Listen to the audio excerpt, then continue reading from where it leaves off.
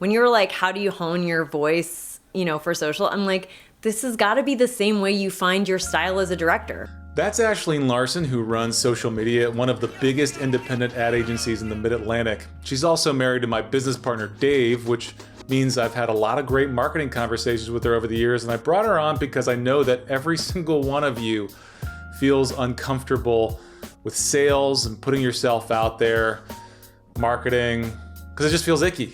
I know because as a filmmaker myself and the co-founder of a pretty large video production company that has weathered many ups and downs, I literally hated doing social media and marketing until I learned that not only does it work, but you can create demand for yourself without feeling like a sellout.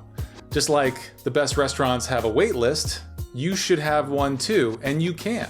So whether you're a director, DP, producer, editor, maybe you just own a video production company, Ashlene breaks down how to find your personal brand, how to create a simple content system that doesn't take over your life, and one thing that you might find pretty interesting about your audience. And the first lesson is probably one that most people skip. What are you known for, or what do you want to be known for? Brand is so much more than just like your logo and your font and all that stuff. It's sort of what you show up to do every day and what you're good at. Where would you suggest people start on figuring out who they are? One interesting way to think about a brand is, it's not what you say, it's what people say about you. And I think that can definitely be true for a creative person, right? So if you're not quite sure and you're like, I want to be everything. I want to be an editor. I want to be a filmmaker. I want to be a producer. I want to make commercials. I want to do headshots, right? That's a lot of things to a lot of people. But one, what kind of work do you want to be doing? And what do you want to be known for? Like, what do you want people to say about you? That's the question filmmakers should start with. Not, what do I do? But what do people already trust me for? Those are positioning clues. But then also think about like, what do you get complimented on? Like if someone is working with you and they're referring you to someone, why are they referring you? Like what would make someone go, oh, you should definitely work with Early Light Media. They do exactly the type of work that you're looking for. Like what is that sweet spot? Maybe go ask your clients, like, what do you think I'm best at, or why did you work with me, or what was the best part of working together, trying to get some of those like descriptive words like, oh, I think you've got a great vision, or I really like, even just like, I really thought you were very comfortable to interview with, like maybe you make people feel very comfortable. So this really resonates with me because the way that I truly started to learn what my own personal brand is I started to notice that people would refer to me as the story guy, and they'd ask me to watch their film and give notes. And I started to realize I love this. Like I love storytelling. I love breaking down the mechanics of a story, watching films. So I started to use that as the lens of everything that my content filters through so that people would find me to help more with that. P.S. If you need help working on your film or the best way to tell the story, I'm happy to work with you. My email is below. Don't let polish keep you hidden.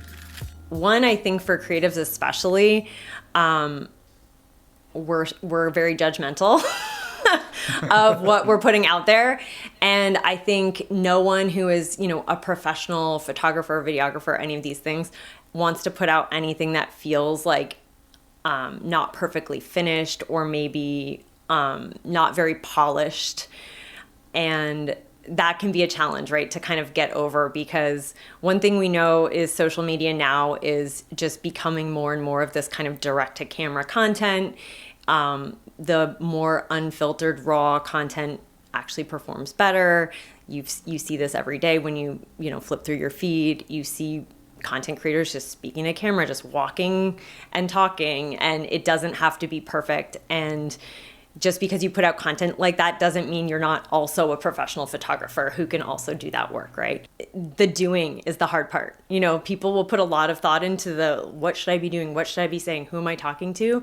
But actually, you just need to start doing it. Not all of your content needs to be you talking into your phone, but you shouldn't be afraid of it. The reason this is so powerful is because people develop a relationship with you and your unique way of thinking. I remember when I first started doing it, I was like, I'm never gonna be the guy that talks into his phone and posts that. But But then I started to realize that people responded to it. I started getting DMs from people and making friends that I never would have had if I didn't put myself out there. And if your concern is about making it look professional, you can still do that. A good example is Matty. He talks to his camera all day long, but he's developed a polished look for it that's repeatable. Here's my iPhone rig. It's a small rig thing for my iPhone 15. I've got a Condor Blue media hub, and I just plug my Rode mic into that, and then my 1 terabyte Samsung drive into that, so I don't have to airdrop everything.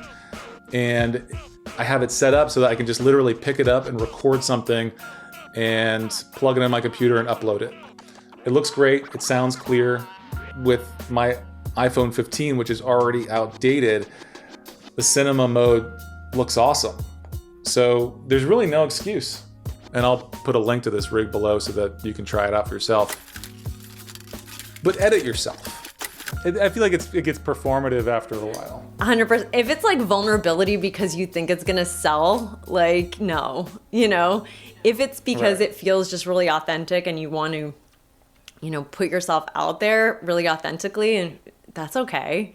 But then you have to be prepared that some people might not like it.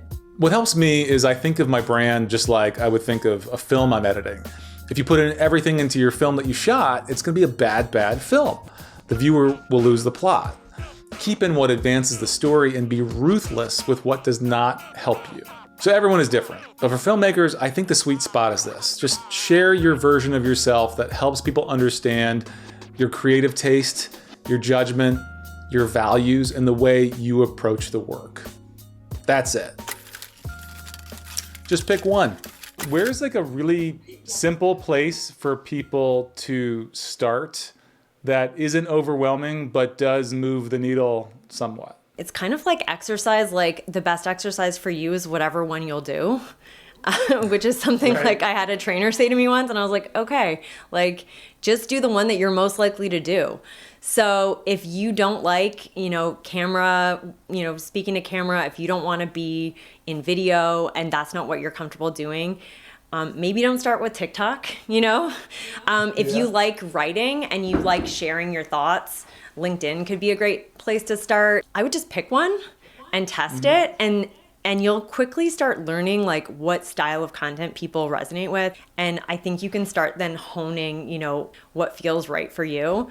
Because ultimately, if it's not content that you are passionate about and enjoy talking about, riffing about, or just sharing with the world, it's going to fall off. Like you're just not going to do it. You're going to deprioritize it. Make content repeatable.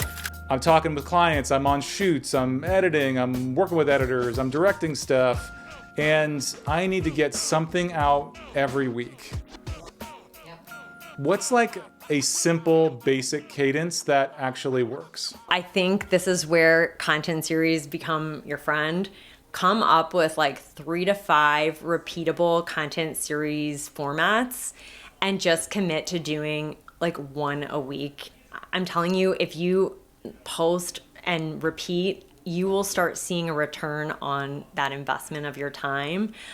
I think recurring content series are great for a few reasons. One, it helps you plan your content really easily. Like you could very easily brainstorm with one content series, like 10 different ideas. And then you just go back to your well. When you're like, I need another idea, you're like, oh, I'm going to do another piece of that content series. The one you just shared of, posting a photo and like how I got the shot or, behind the scenes, like that could just be a reoccurring content series of like on set, like today on set, or something, you could have a content series that's just like how you fixed a certain challenge. You can also batch content depending on the type of content you're creating. You could take, an interview like this and you could chop it up and that becomes a content series on its own. Talk to peers, get hired by clients. So when we started Early Light Media in 2013, we thought that if we created content that would appeal to marketers, that would get us hired by marketers who hired our company to create commercials and videos, like what to wear on camera and 5 tips for creating corporate videos. But in a crazy twist, that doesn't really work. I think producers at advertising agencies and marketing directors those people are researching who's good at what they do. Absolutely. And it's validating, right? If you go and find someone on social and they have a huge following of creatives following them, I'm going to go, oh, this guy must really know what he's talking about. He's like, all these creative directors are following him for advice. Like, he's the expert, right? So I think there's peer validation there. I think there's also, if you're worried about, like, am I not reaching my customer? I think there's also peer-to-peer referrals as a network as well. And I don't think you have to be, so focused on your buyer with your content. Find your voice by using it. I think this might be the most important lesson here. When I first started, I was insecure about being out there so much, so I felt more performative.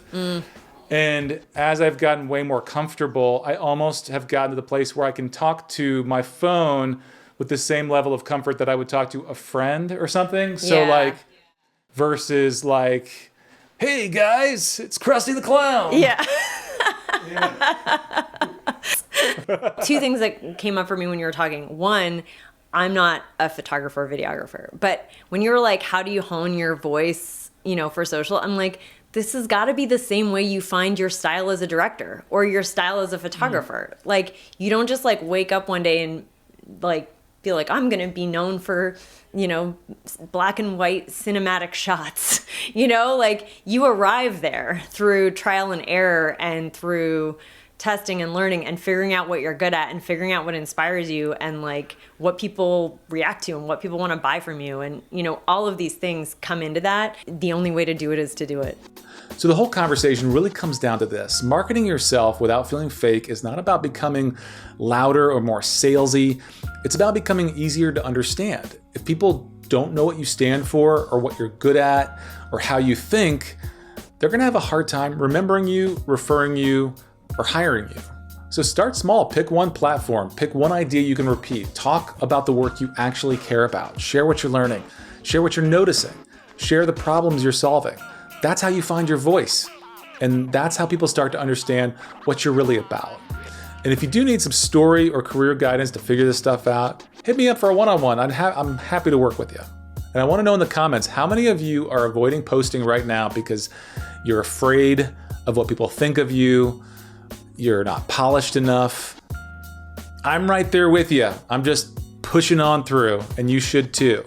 So hit me up if you need anything. Peace out. Talk to you guys later.